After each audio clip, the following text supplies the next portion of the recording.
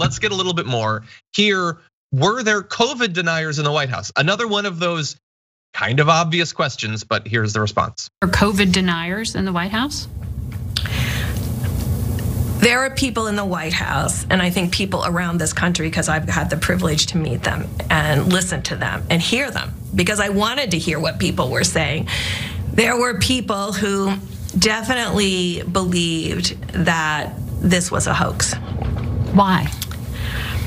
I think because the information was confusing at the beginning. I think because we didn't talk about the spectrum of disease, because everyone interpreted on what they knew. And so they saw people get COVID and be fine. Okay, so Francesca, the issue that I have with that is it still feels like it is trying to be too nice to these people to say, yes, the White House, which has access to more information than literally any other house in the world, they were like, the information was confusing for them, so they were like trying to work through it. No, they were misinforming the public about it. They were the ones going on Fox News to talk about how it's just gonna be like the flu and it's not a big deal and it's China's fault and Kung Flu-y and all that. Like, they weren't just passive receptacles for a maelstrom of confusing facts. That was the American public in no small part because the White House was lying to them. No, exactly. They were the purveyors of misinformation from the very beginning. Absolutely. I think the follow-up is, who are you talking about? The question was people inside of the administration. So I assume she's talking about the administration. And again, the amount of leeway and the amount that she is giving to the administration for like, well, I mean, people were just, wrongly informed, or they were interpreting their own set of data, what they had read, and they saw people, and it's like, no.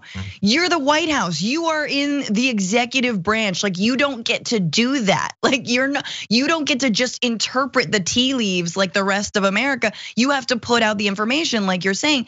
And I don't want to be partisan about it, but it really feels like she's got a soft spot for the administration. Like, it's clear, it's to me that like, if you stick with that administration, if you do not resign in disgust, at that point, it's because you kind of like them. Like, you want them to win. Maybe you voted for Trump.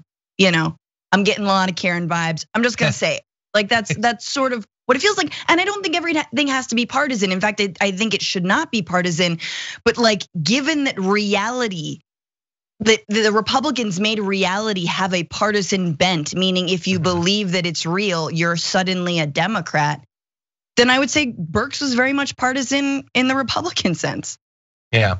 Look, I can't confirm or deny her Karenhood. I have no idea. I don't know what's in her heart or in her voting history.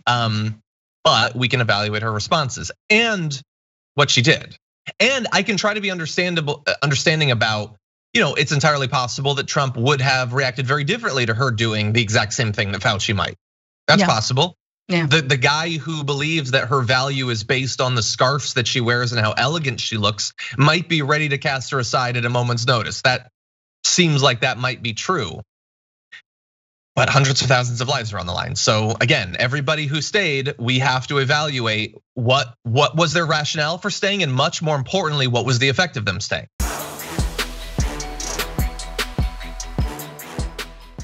For more political news breakdowns, interviews, stories of activism, and me trying my hardest to care about the occasional big celebrity news story, subscribe to our YouTube channel at youtube.com/The Damage Report. And you can ring the bell wherever it is so you don't miss anything.